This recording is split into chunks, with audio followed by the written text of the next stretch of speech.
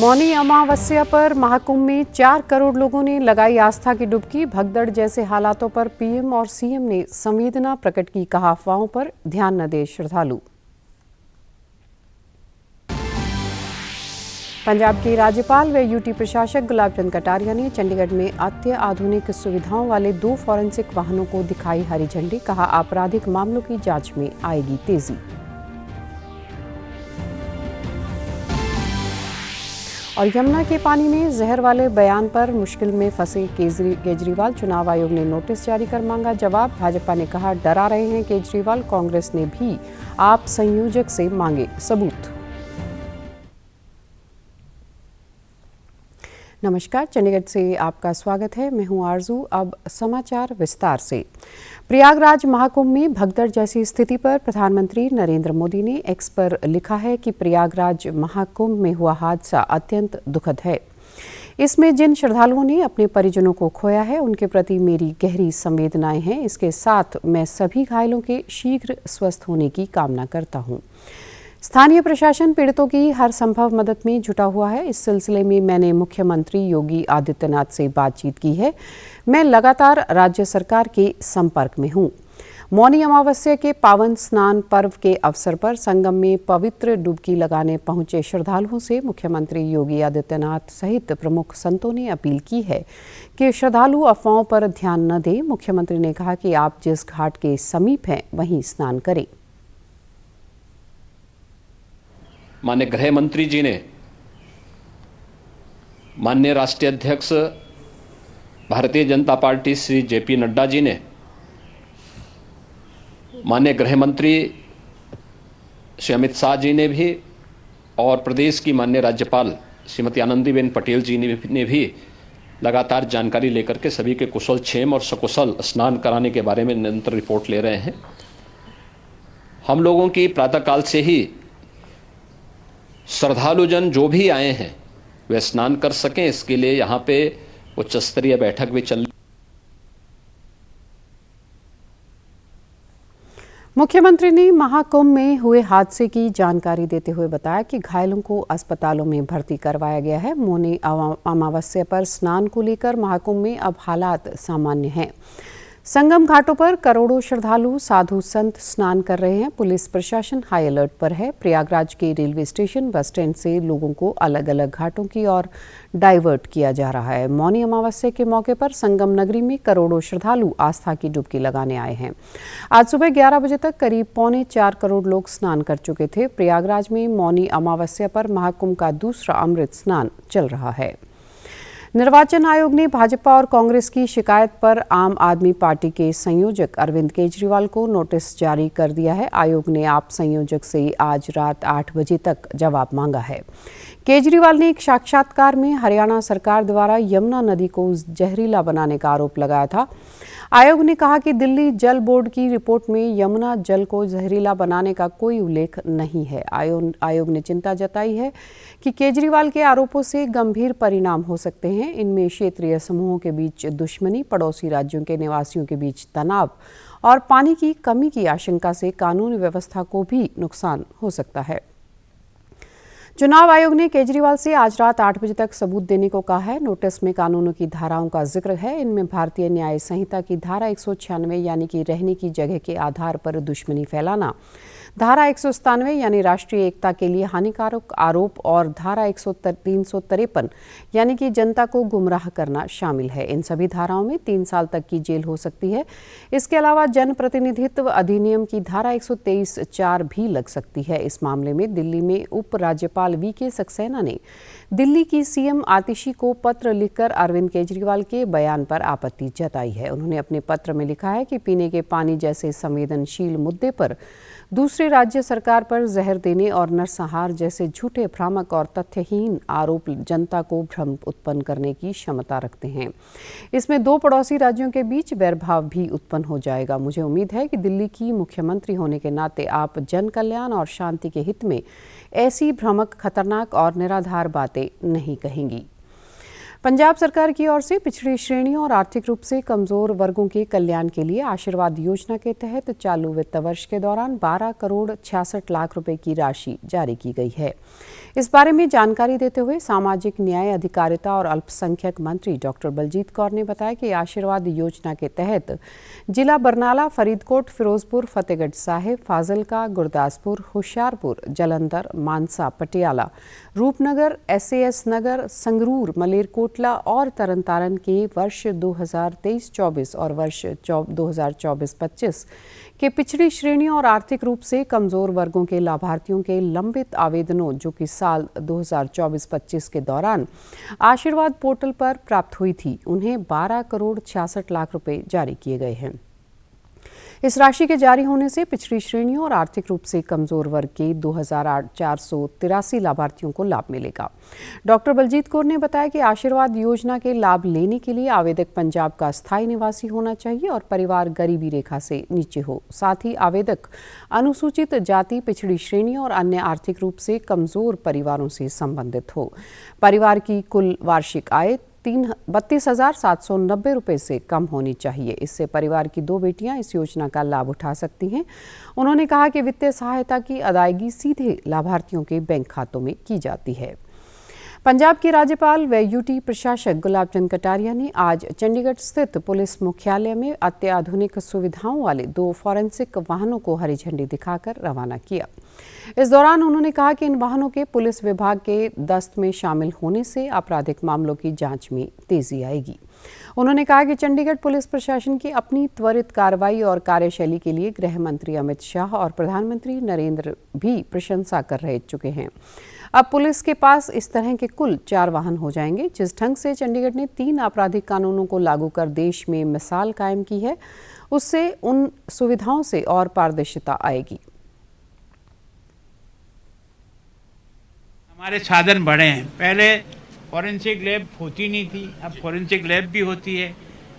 अब mobile forensic lab के रूप में हमको ये गाड़ियाँ भी मिलती है ताकि मौके पर जितना जल्दी से जल्दी पहुंचा जा सकता है क्राइम होने के बाद, ताकि वहां तुरंत हम एविडेंस सही मिल सके। चंडीगढ़ के लिए 2 वाहन जरूरी है। तो मैं सोचता हूं 2 पहले से है, 2 और जाए 4। तो मैं सोचता हूं कि जितना क्विक, और अब जिस प्रकार के 3 कानूनों को जिस ढंग से लागू कर रहे हैं और जिस ढंग से चंडीगढ़ ने पहल की है देश में सबसे पहले, और उसके कारण से इतना अभी तक इन 3 महीनों में जो कुछ भी केस दर्ज हुए हैं और सजा जिसमें सुनाई गई है, उसमें सजा का परसेंटेज बहुत अच्छा आ रहा है। सुप्रीम कोर्ट ने कहा है कि CRPC या भारतीय नागरिक संहिता 2023 के तहत पुलिस व्हाट्सएप या अन्य इलेक्ट्रॉनिक तरीके से दोषी व्यक्ति को नोटिस नहीं भेज सकती।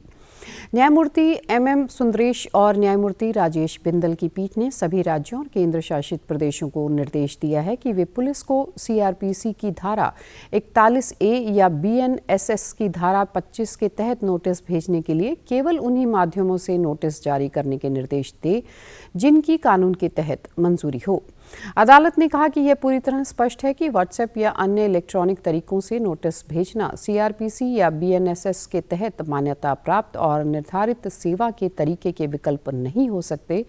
यह निर्देश तब आए हैं जब अदालत ने वरिष्ठ अधिवक्ता सिद्धार्थ लूथरा के सुझाव को स्वीकार कर लिया है, जिन्हें इस मामले में एमिक्स क्यूरी नियुक्त किया गया था। लूथरा ने ऐसे मामलों का उल्लेख किया जहां CRPC की धारा 41A के तहत व्हाट्सएप के माध्यम से नोटिस भेजा गया था, लेकिन आरोपी जांच अधिकारी के समक्ष उपस्थित नहीं हुआ। उन्होंने मांग की कि नोटिस भेजने के लिए आम विधियों का पालन किया जाए।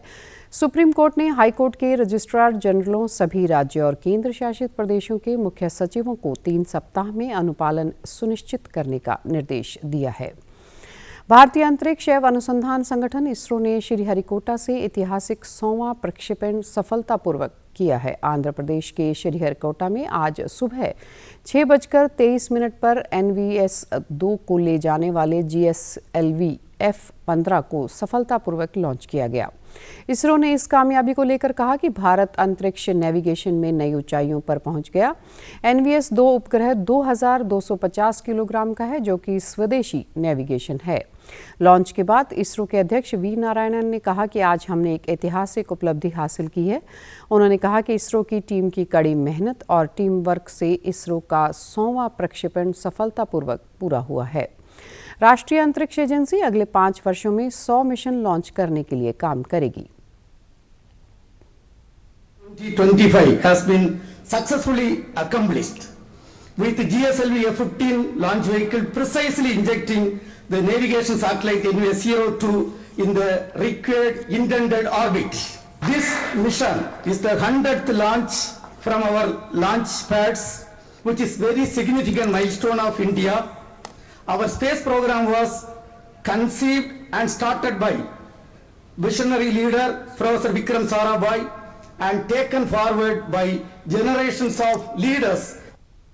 इस बीच इसरो की ऐतिहासिक उपलब्धि की सराहना करते हुए केंद्रीय मंत्री जितेंद्र सिंह ने सोशल मीडिया प्लेटफॉर्म X पर एक पोस्ट में कहा कि राष्ट्रीय अंतरिक्ष एजेंसी ने एक बार फिर भारत को गौरवान्वित किया है। उन्होंने कहा कि श्रीहरिकोटा से 100वें लॉन्च की ऐतिहासिक उपलब्धि हासिल करने के लिए इसरो को बधाई। इस रिकॉर्ड उपलब्धि के ऐतिहासिक क्षण में अंतरिक्ष विभाग से जुड़ना सौभाग्य की बात है। उन्होंने कहा कि विक्रम साराभाई, सतीश धवन और कुछ अन्य लोगों द्वारा की गई शुरुआत से यह एक अद्भुत यात्रा रही है। पीएम मोदी द्वारा अंतरिक्ष क्षेत्र को अनलॉक करने और आकाश की कोई सीमा नहीं है का विश्वास जगाने के बाद देश में अंतरिक्ष उद्योग ने एक बड़ी छलांग लगाई है। प्रधानमंत्री नरेंद्र मोदी ने उत्तराखंड के देहरादून में हो रहे 38वें राष्ट्रीय खेलों का कल उद्घाटन किया। ये खेल 28 जनवरी से 14 फरवरी तक उत्तराखंड के 11 शहरों और 8 जिलों में करवाए जाएंगे। देश भर से आए लगभग 10,000 खिलाड़ी 18 दिन तक चलने वाली प्रतियोगिता में हिस्सा ले रहे हैं।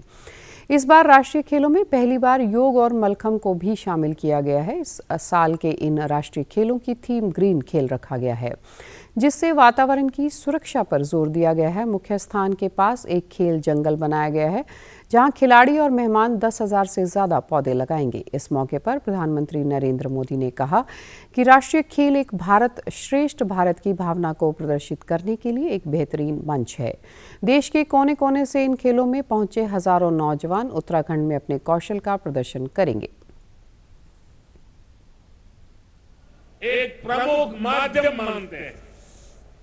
जब कोई देश स्पोर्ट्स में आगे बढ़ता है तो देश की शान भी बढ़ती है, देश का प्रोफाइल भी बढ़ता है। इसलिए आज स्पोर्ट्स को भारत के विकास से जोड़ा जा रहा है।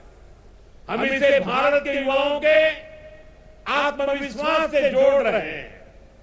आज भारत दुनिया की तीसरी बड़ी आर्थिक ताकत बनने की ओर अग्रसर है। इसमें स्पोर्ट्स इकोनॉमी का बड़ा हिस्सा हो, यह हमारा प्रयास है। उन्होंने कहा कि सरकार देश के एथलीटों के लिए अधिक से अधिक मौके पैदा कर रही है। भारत 2036 ओलंपिक की मेजबानी के लिए जोरदार उपाय कर रहा है। हम खिलाड़ियों के लिए भी ज्यादा से ज्यादा मौके बना रहे हैं ताकि वे अपने सामर्थ्य को और निखार सके। आज साल भर में कई टूर्नामेंट आयोजित किए जा रहे हैं। खेलो इंडिया सीरीज में कई सारे नया टूर्नामेंट जोड़े गए हैं। स्वास्थ्य मंत्री जगत प्रकाश नड्डा ने कहा कि राष्ट्रीय स्वास्थ्य मिशन के तहत जारी केंद्रीय कोष में पिछले 10 वर्षों के दौरान 185% की उल्लेखनीय वृद्धि देखी गई है। मिशन के तहत उपलब्धियों पर संवाददाताओं को संबोधित करते हुए नड्डा ने कहा कि पिछले 10 वर्षों में केंद्रीय कोष 18,000 करोड़ रुपए से बढ़कर 33,433 करोड़ रुपए हो गया है। उन्होंने यह भी कहा कि भारत का मातृ मृत्यु अनुपात, जो कि 1990 में प्रति 1 लाख जीवित जन्म पर 556 था, वह 2020 में घटकर 97 रह गई है। स्वास्थ्य मंत्री ने देश की शिशु मृत्यु दर में उल्लेखनीय गिरावट के बारे में बताया कि यह 2000 के 89 के 2000 के 89 प्रति हजार से घटकर 2020 में 28 हो गई है। सेहत मंत्री ने आयुष्मान आरोग्य मंदिरों की वृद्धि पर भी प्रकाश डाला, जिनकी संख्या अब 1,75,000 से अधिक है। 2018 में इनकी संख्या केवल 17,149 थी। स्वास्थ्य मंत्री ने इस बात पर जोर दिया कि सरकार स्वास्थ्य सेवा को प्राथमिकता देती है। उन्होंने आश्वासन दिया कि वित्त पोषण कोई चिंता का विषय नहीं है। 556 मैटरनल मॉर्टेलिटी था, जो out of 1 lakh live births, 1 lakh live births जब होते थे तो उसमें से 556 was the mortality. Now it has come to 97. It is 83% decline है और ग्लोबल डिक्लाइन 42% है। ये हमको। और आप हमारे समाचार YouTube channel DD news Chandigarh, Facebook DD news Chandigarh और social media X DD news CHD पर भी देख सकते हैं। इसी के साथ चंडीगढ़ से समाचारों का सिलसिला समाप्त होता है। नमस्कार।